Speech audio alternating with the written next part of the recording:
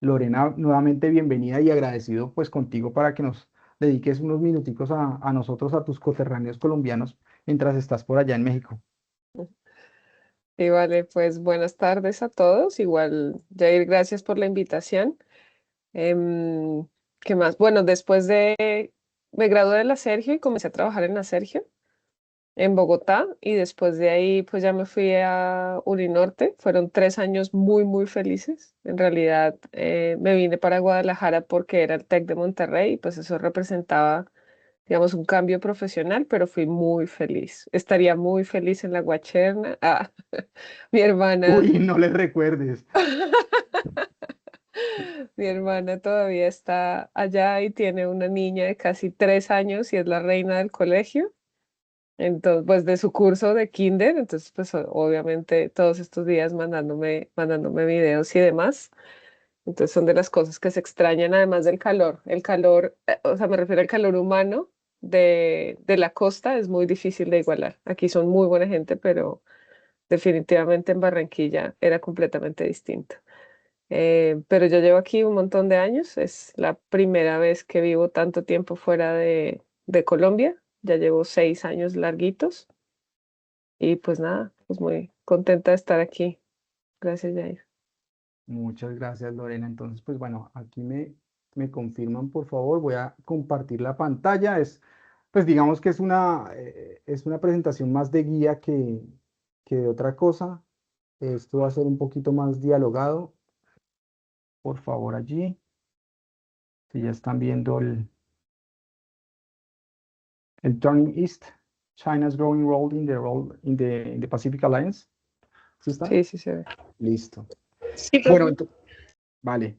Entonces, como les mencionaba, un poco la conversación que nos guía el día de hoy es precisamente a partir de lo que nosotros hemos hecho durante los 2 fines de semana anteriores en reconocer pues temas de entorno, pues me pareció propicio este que está fresquito, este artículo que está fresquito, invitarla a Lorena y pues que yo la acompañé en la escritura de este capítulo porque pues me parece muy pertinente precisamente también por las conversaciones que hay recientes en términos no solamente económicos, sino geopolíticos entre las grandes potencias, ¿no? Y llámese grandes potencias, no necesariamente países que nosotros llamemos desarrollados, o sea, China por sí no se cataloga como un país desarrollado, sino como país en vía de desarrollo, y eso ya nos cuestiona un poquito la concepción del primer juego que hacíamos en términos de cuál es país desarrollado y cuál es país en vía de desarrollo.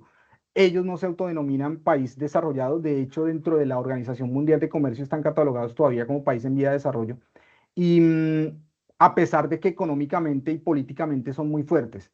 Y esto se debe pues de todas formas a discrepancias en las definiciones de desarrollo, pero lo que sí tenemos que tener en cuenta es que los países que estamos acá, que estamos negociando con China, que estamos negociando con otros que sí son desarrollados como Europa, como Estados Unidos, em, pues sí tenemos un grado de desarrollo relativo menor.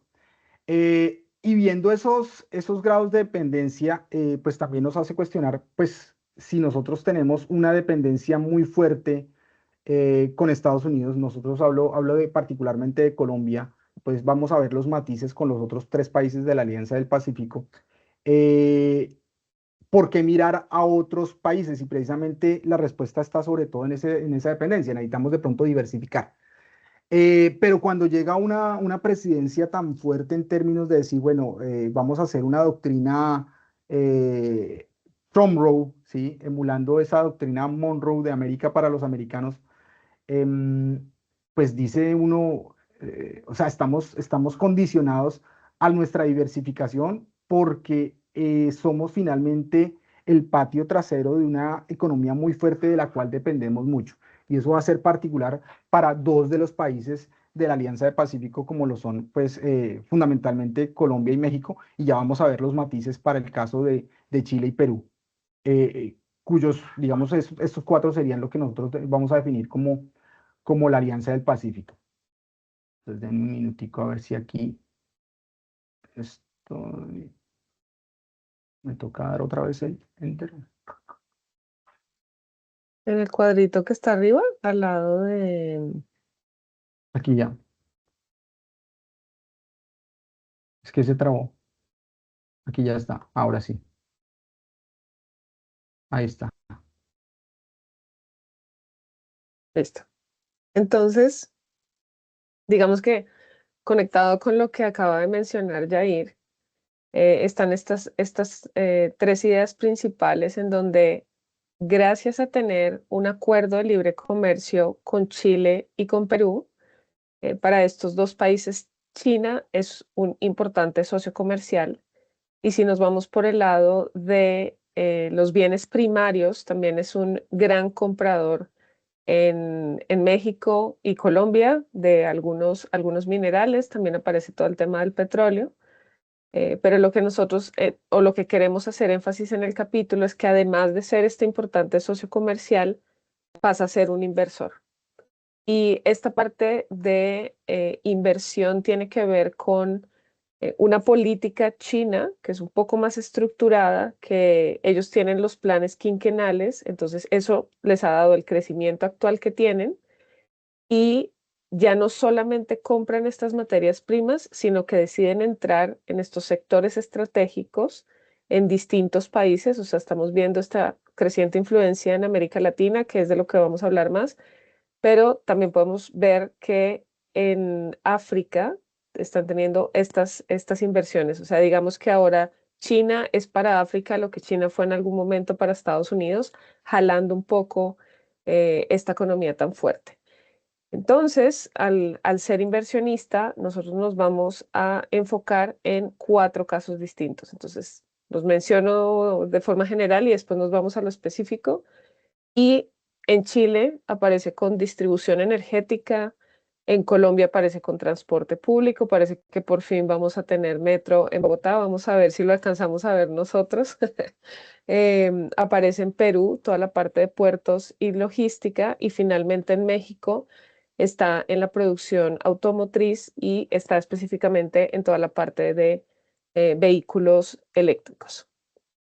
Aquí hay una cosa bien importante, y es que cuando ya llega a toda esta parte de inversión, esto cambia un poco el panorama de cómo influye China ahora en los mercados y en los riesgos. Entonces aquí vemos que si ellos aparecen, por ejemplo, en la parte eléctrica, eso define la distribución eléctrica dentro de un país. Si estamos en la parte logística, eso influye cuáles son esos destinos a los que se está dirigiendo Perú. Obviamente hay una reducción de costos y mejora la infraestructura, pero también mejora esta tendencia que se tiene hacia esta visión hacia el este. Entonces afecta la parte económica y la parte estratégica de forma simultánea. Entonces aquí decimos que definitivamente va a ayudar a toda la parte de reducción de costos. Sin embargo, un poquito a largo plazo podemos ver que la dependencia podría pasar de este poder estadounidense hacia ahora el poder chino. ¿Por qué decimos que estas decisiones empresariales están cada vez más coordinadas por geopolítica? Inicialmente, las decisiones comerciales estaban muchísimo más enfocadas hacia todo lo que tiene que ver con costos, ¿sí? Pero ahora el tema costos no es suficiente si vemos que hay una polarización a través de estos poderes, que al final hace que esta sea una variable adicional que hay que tener en cuenta a la hora de tomar estas decisiones de inversión.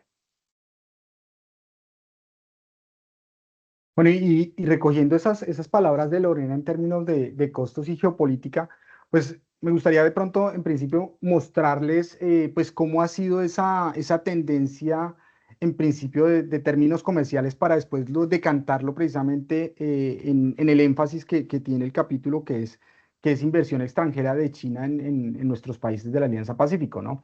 Entonces, pues está claro, China es un mercado muy grande al cual nosotros podríamos acceder, ¿cierto? Y accedemos en commodities, accedemos en productos con bajo valor agregado en principio para los países como son Chile, Perú.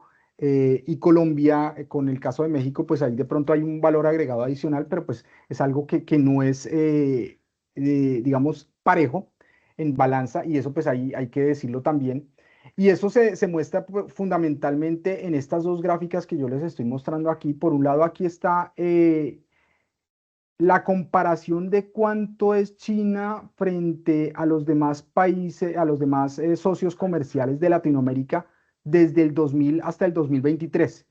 Y si se dan cuenta un poco, esto que era apenas el 2% acá ya está en alrededor del 23 al 24% en 2023, ¿cierto? Entonces, ahí uno lo que mira es de las exportaciones latinoamericanas a los diferentes mercados, ya somos un jugador importante, ¿cierto? En términos de participación, o sea, ya no dependemos sustancialmente en un 45% como lo veíamos en principios del 2000 con Estados Unidos, sino que ya estamos pues alrededor del 30%. Sigue siendo una dependencia bastante fuerte, pero de todas formas pues ya ese elemento de diversificación que mencionábamos en la introducción de esta presentación pues nos hace pensar que pues sí, la diversificación es posible.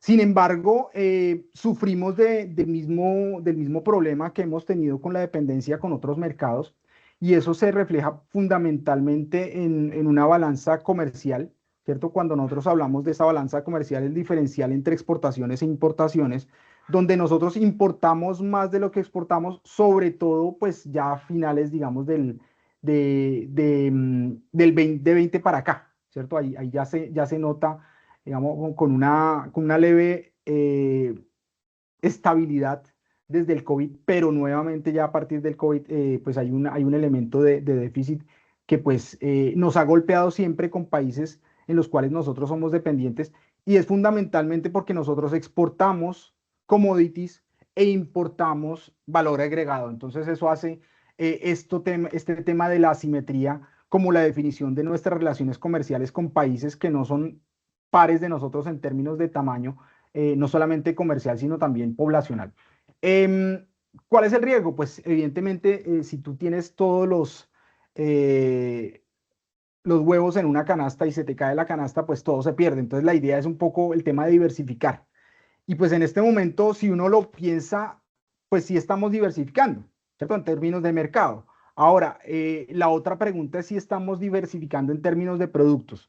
Y eso, pues aún hay un trecho por recorrer, y que pues necesariamente tendremos que mirar ya de pronto, y ojalá sí lo alcancemos a ver en nuestra generación, así como veremos el metro, ojalá, pues ojalá también, porque este discurso lo llevamos, o sea, desde que yo estoy dictando clases se habla de precisamente diversificación de mercados y diversificación de productos, pero lastimosamente seguimos con un 50% del caso de Colombia en mineroenergéticos, y eso es lo normal para los países latinoamericanos.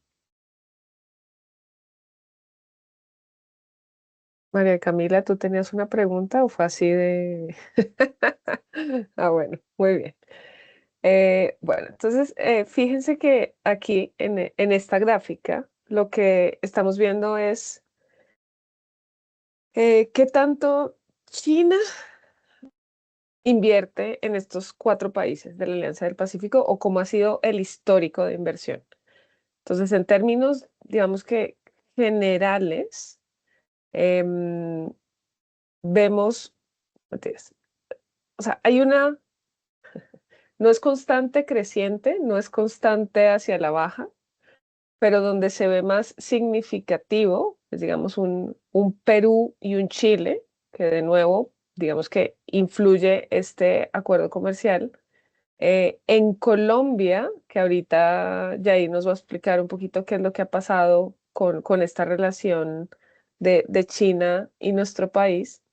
Y en la parte de México vemos una tendencia también a ser de las más grandes de la región, pero también se ve muy influida por esta cercanía que tiene México con Estados Unidos.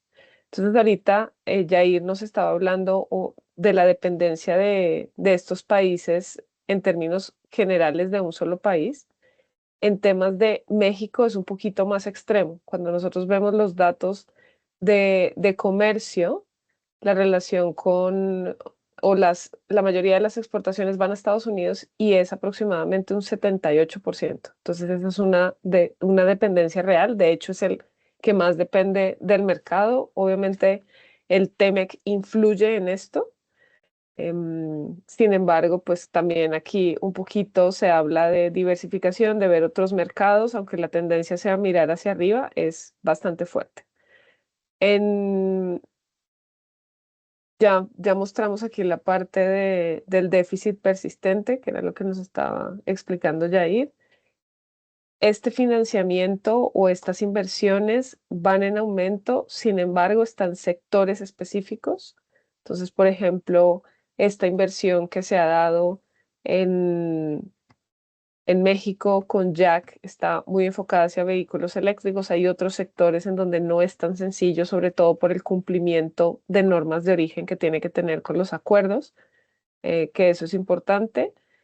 Y en infraestructura, estas inversiones, o sea, como el metro o la inversión en el puerto, a largo plazo genera una dependencia. Entonces vamos a tener el tema de mayores eficiencias. Estas inversiones chinas hacen que se logren proyectos que antes no eran posibles de la misma manera, los hace más ágiles, los hace posibles.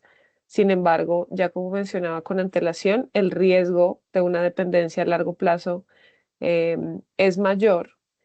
Y a lo que le apuestan estos países es definitivamente a que esta geopolítica afecte menos. Entonces, digamos que la perspectiva también es hacia que esta polarización internacional no afecte de forma tan cercana a los flujos internacionales. Sin embargo, hay que tener cuidado de qué inversiones se aceptan, qué inversiones no, y cómo esto, digamos que tiene influencia en las relaciones comerciales existentes.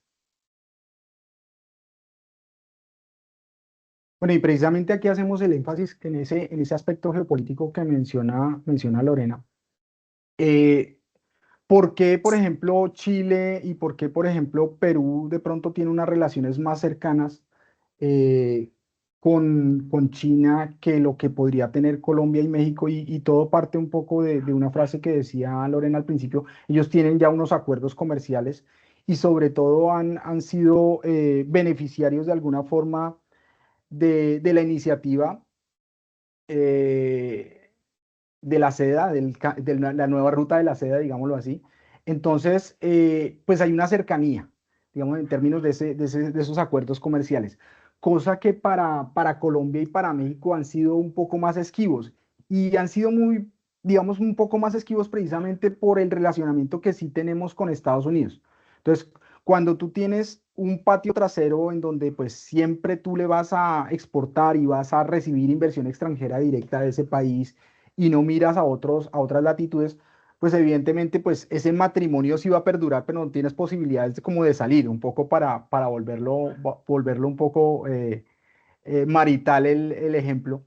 El caso de Chile y de Perú sí han mirado otras latitudes, ¿cierto? Entonces no se han enfocado en un solo mercado, aunque tienen algún grado de dependencia igual de Estados Unidos por el mismo tema de patio trasero. O sea, la geopolítica con ellos ha sido entre comillas, más benévola en el sentido de que ellos han mirado otras latitudes. Sin embargo, cuando hablamos de Colombia y de México, también hay que decir que las coyunturas nos han afectado. Entonces, es muy diferente tener un presidente republicano o un presidente demócrata. Y como lo hemos visto en los momentos en donde hay presidentes republicanos, de pronto el tema de contención en temas migratorios, en temas de narcotráfico, entre más sí, migración y narcotráfico fundamentalmente y de violencia, pues son más fuertes. O sea, un poco como lo que veíamos en unas sesiones pasadas, o sea, es un tema que fuertemente es comunitarista de derecha, ¿cierto? Entonces, en ese sentido, los republicanos son orientados hacia ese camino de la tradición y de la fortaleza. Y por el otro lado, pues cuando tienen gobiernos de demócratas, pues los demócratas hablan de temas de derechos humanos, temas ambientales, que quizás en la agenda permean un poco esas relaciones internacionales que pues con los republicanos son muy fuertes. Entonces, eso ha hecho que precisamente nosotros podamos abrirnos en momentos en donde los demócratas están en el gobierno de Estados Unidos, pero que nos tengamos que amilanar un poquito, de achicar un poquito cuando los gobiernos son republicanos. Entonces, eso es un poco la geopolítica que nos acoge a nosotros, es algo muy cercano, precisamente pues porque estamos más cerca de Estados Unidos en términos geográficos que de China. Pero ya precisamente con las tecnologías de la información y las comunicaciones y con este tipo de inversión y los flujos de capital, esa cercanía geográfica también se ve atenuada y es lo que vamos a ver precisamente en los siguientes ejemplos. O sea, vamos a tener fundamentalmente 4 ejemplos de inversión extranjera directa de China en nuestra región latinoamericana. Entonces, como se mencionaba al principio, van a ser en diferentes sectores, pero el común denominador es que pues son del último tiempo, ¿cierto? Y es ahí donde pues hay que mirar otra vez desde el punto de vista geopolítico, qué es lo que puede hacer Estados Unidos frente a los movimientos chinos en términos económicos. Entonces, se va a chocar el tema económico con el tema político. Es un poco también una de las preguntas que, pues vamos a dejar en el aire y que esperamos que fruto de la conversación, pues no vamos a solucionar el mundo, lastimosamente, pero sí darnos como alguna idea en el tema crítico de lo que puede pasar a continuación. Entonces, vamos a empezar primero con México. Sí, fíjense que antes de irme de lleno a la parte de México, quería hacer énfasis en algo que Jair igual mencionaba de forma tangencial, y son las consecuencias de que no haya una relación simétrica de los 4 países con estos socios comerciales. Entonces, vemos que la idea de la Alianza del Pacífico es unirse como bloque precisamente para mirar estos mercados del Pacífico, valga la redundancia, todos tienen estas fronteras, em, pero la fuerza de bloque depende de que estas políticas estén alineadas. Entonces, que 2 de los países tengan un poco más, digamos, mirada hacia China y los otros estén un poco con la mirada hacia Estados Unidos, tiene como consecuencia que la fuerza para actuar como bloque no sea la misma. Entonces, esto también hay que tenerlo muy presente, que es, por ejemplo, algo muy distinto con la Unión Europea. Ya sabemos que tiene una estructura muchísimo mayor, pero la política de ellos es conjunta cuando van a tomar las decisiones hacia otros países. Entonces, lograr este tipo de cohesión debería ser un tema de reflexión hacia la alianza y otros bloques para que realmente tengan este poder de negociación con otras economías. Quería hacer énfasis en eso. Entonces, ¿qué es lo que pasa con México? Como les mencionaba, es de los más dependientes de Estados Unidos, eh, y en el 2017 la empresa de automóviles Jack decide poner una empresa de producción aquí en México, en Hidalgo específicamente. Entonces, China, digamos que por el nivel de producción o el nivel de desarrollo que tienen productos tales como los vehículos eléctricos, en muchos aspectos puede llegar a ser más un competidor que un socio. Sin embargo, si queremos acceder al mercado de Estados Unidos con todas las restricciones que Estados Unidos tiene de forma directa, para poder cumplir con normas de origen, es mucho más sencillo estar en un aliado como México, y además no se tienen los costos de producción tan altos como tenerlos directamente en Estados Unidos. Entonces, les conviene venir a México, donde todavía están estos costos de producción un poco menores, aunque el TEMEC ya pide que se tenga determinados niveles en el pago a las personas que están trabajando, sobre todo en la industria automotriz, tratando un poco de nivelar lo que pasa, sigue siendo más económico. Entonces, en este sentido, como les decía, en el 2017 Jack decide, y atendiendo un poco estas necesidades del mercado estadounidense, esta necesidad de cumplir con las normas de origen, en el 2025 deciden hacer una ampliación de la inversión. Entonces dicen, ir directamente a los Estados Unidos nos está generando, digamos, problema por este aumento que se está dando en los aranceles. Vamos a aumentar la inversión que se tiene en México y así podemos acceder a este mercado que al final Europa, Estados Unidos siguen siendo de los mercados más importantes en temas de vehículos eléctricos. Esta parte del nearshoring, pues está directamente relacionado con el TEMEC, o sea, acceder al mercado estadounidense, más fácil desde aquí, acceder al mercado canadiense. Hay unos temas que están haciendo un poquito de ruido y es que ante la presión estadounidense, México también está poniendo restricción a determinados productos que venían desde China para completar parte de la producción. Entonces, es en ese sentido que aumentando lo que se produce aquí, sigue siendo de propiedad china y logran conseguir origen para poder llegar a los Estados Unidos.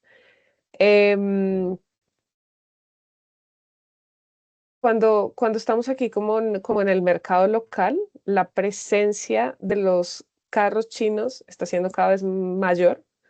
O sea, Jack es uno de los ejemplos, pero cada vez estamos viendo, digamos, más de estos vehículos chinos eléctricos y se nota la expansión, ¿no? Se nota que definitivamente está siendo una gran plataforma y así como Estados Unidos es un mercado interesante, México per se es un mercado interesante para estas empresas.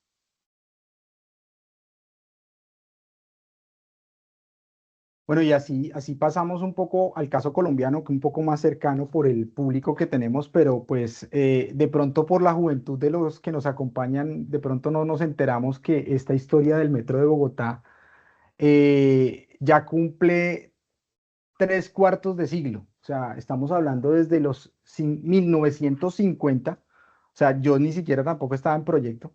Y pues ya se hablaba de un metro, de hecho, pues habían tranvías y pues la ciudad iba agrandándose, ¿cierto? Entonces había la necesidad de que en infraestructura, con el crecimiento también de la ciudad, pues la infraestructura también se desarrollara.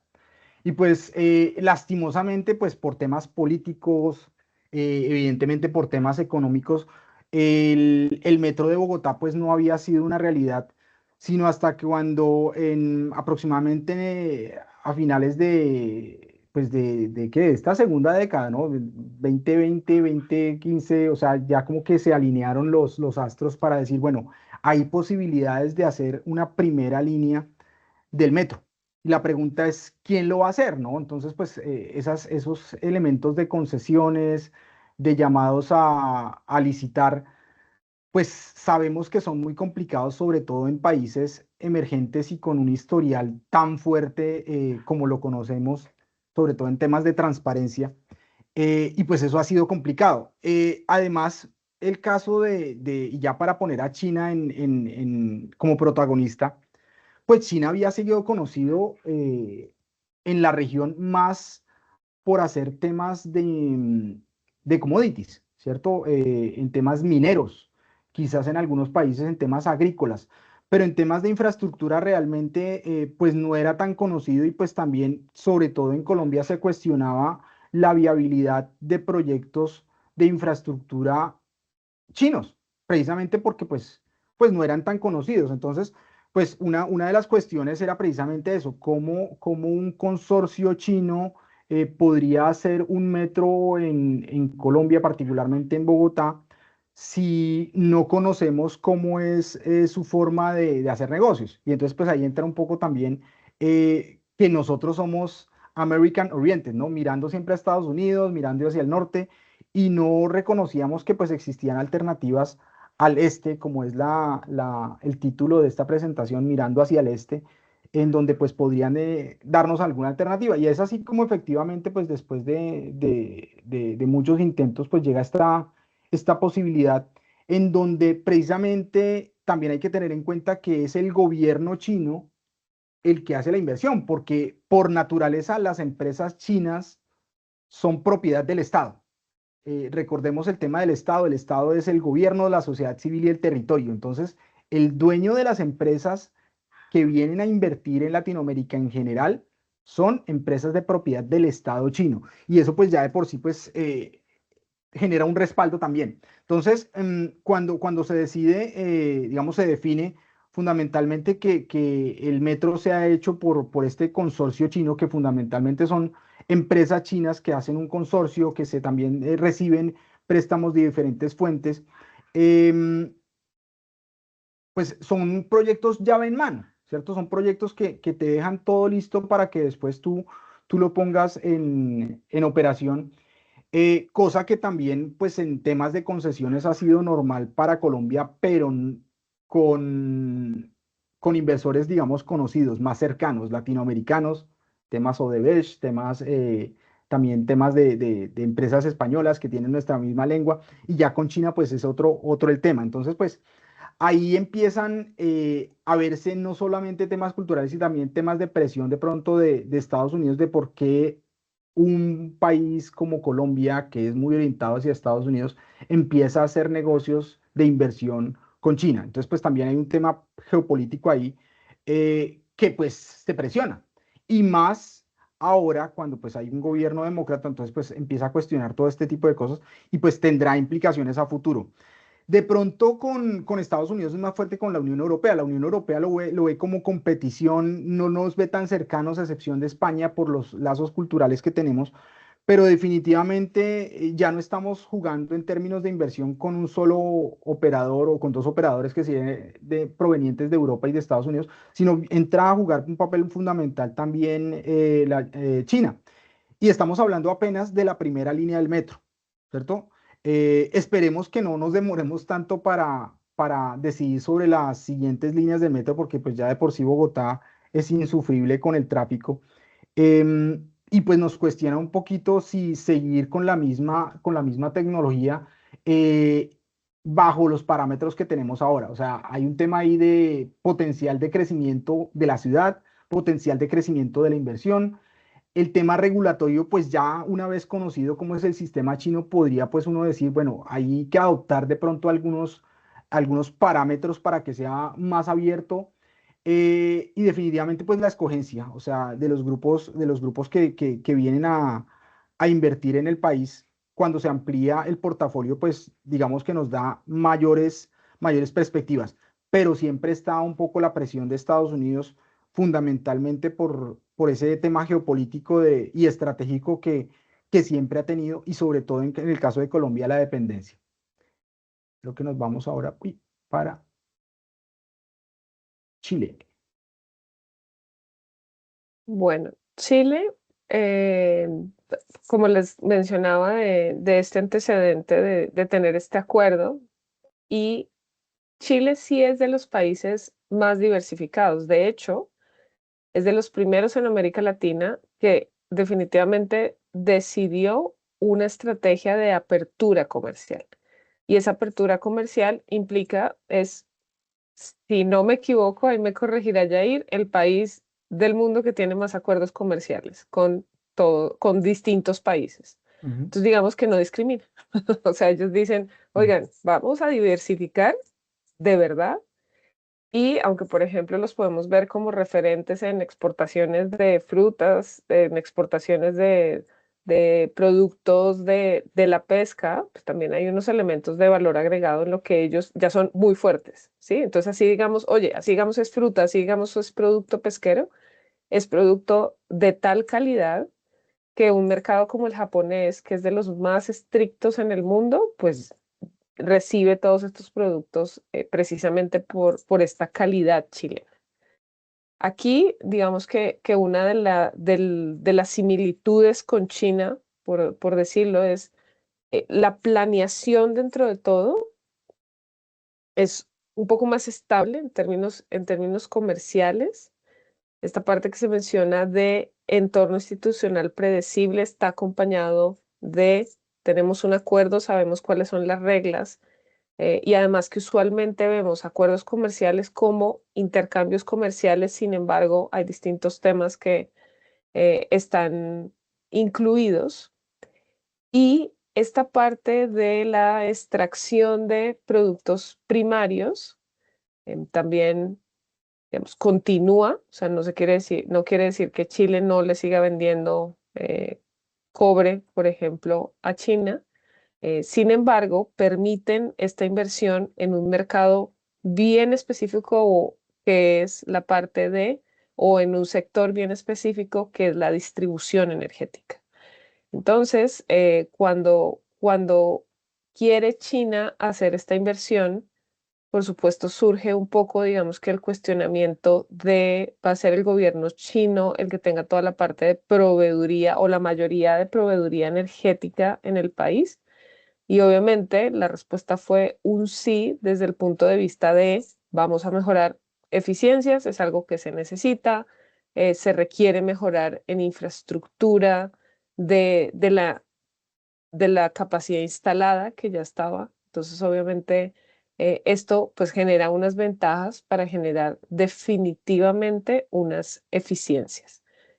Aunque hemos tenido, digamos que, altas y bajas en términos económicos, en general, es en América Latina uno de los países con el riesgo país más bajo, lo cual hace que estas inversiones tengan un retorno en el plazo específico, lo cual genera definitivamente una seguridad para cualquier inversionista. Y digamos que dadas estas características de solidez que tiene Chile, al final es una plataforma para que otras empresas partan de ahí o estén ahí para el resto de América Latina. Entonces, cuando, por ejemplo, nosotros que ya les contaba ya que estamos en la parte de multilatinas, las empresas chilenas, o sea, se han expandido en la región, especialmente en el mundo. Entonces, esto es consecuencia de qué tan sólidos son. ¿Cómo reacciona Estados Unidos y la Unión Europea frente a estas inversiones? Digamos que el margen de maniobra es menor debido a lo que les mencionaba. O sea, digamos que de alguna manera están acostumbrados a que Chile realmente tiene esta apertura. Sin embargo, durante el 2025 decidieron hacer unos ajustes específicos a los acuerdos que ya tienen, precisamente para asegurar, en el caso de la Unión Europea, la proveeduría de minerales específicos como el litio. O sea, si están, digamos, que preocupados por que su competidor chino no sea el que se lleve como toda la tajada. Y por la parte de Estados Unidos también es hacer como esta renovación de este acuerdo para que haya esta estabilidad y realmente como que no se salga más de las manos de alguna manera este socio que es un poco más amplio y más abierto al comercio que todos los demás.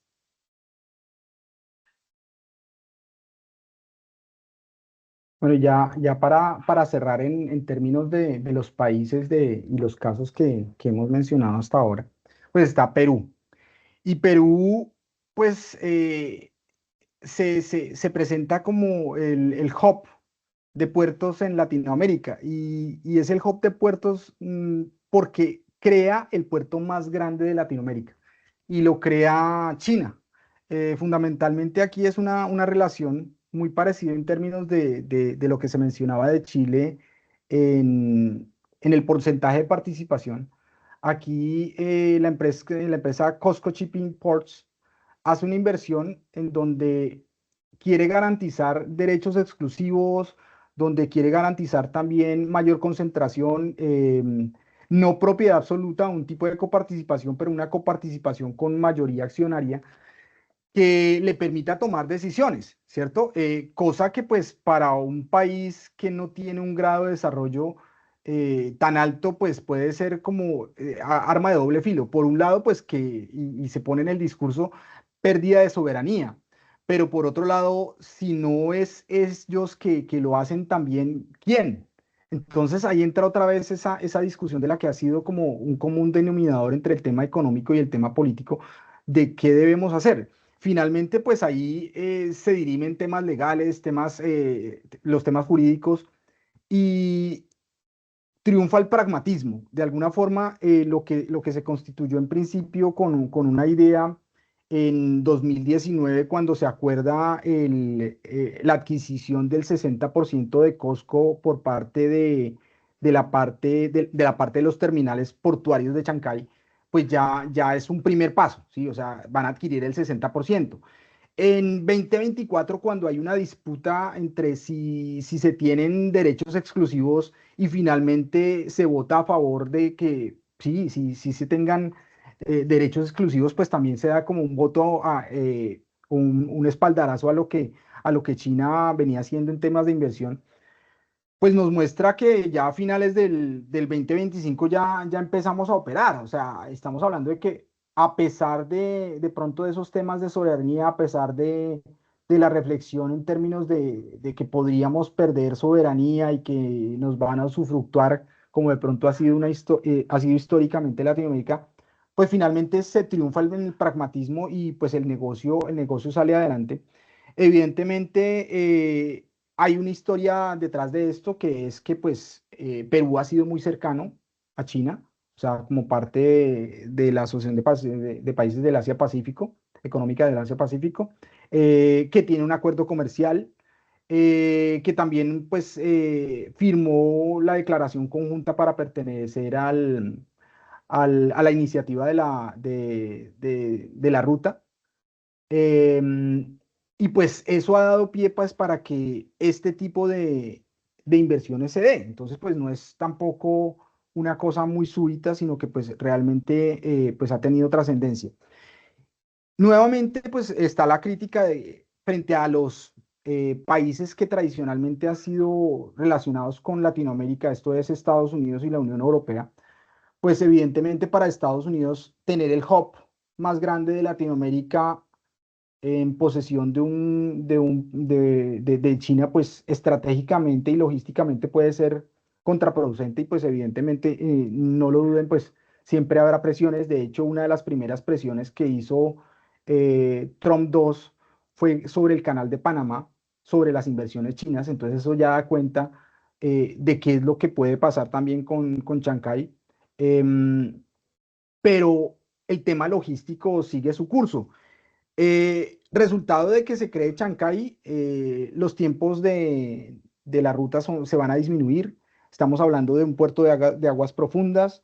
Seguramente pues va a ser hub y entonces esto quiere decir que llegan a Chancay y se van a derivar en puertos más pequeños. Ahí levantamos la mano nosotros los colombianos con el puerto de Buenaventura en el Pacífico y pues va a haber una gran disputa en el Caribe con los puertos que tienen. Nomás esta semana pues ya se inauguró el nuevo Puerto Antioquia, que es un puerto exclusivamente pues de frutas, pero pues que se va a ampliar seguramente también a un tema de vehículos y pues ahí también hay un tema de infraestructura por lo que ya habíamos visto también el tema de México con los automóviles, entonces se va a mover mucho.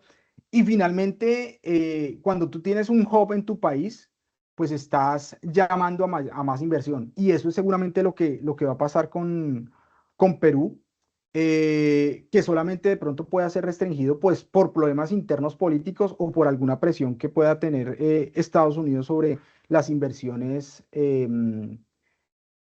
en generar chinas en Latinoamérica. Y pues eso nos lleva un poco a unas preguntas, ya como para cerrar y que se abra un poquito la discusión y que no seamos solamente Lorena y yo los que hablemos. Entonces, pues estas son tres preguntas que dejamos como preludio de lo que pueda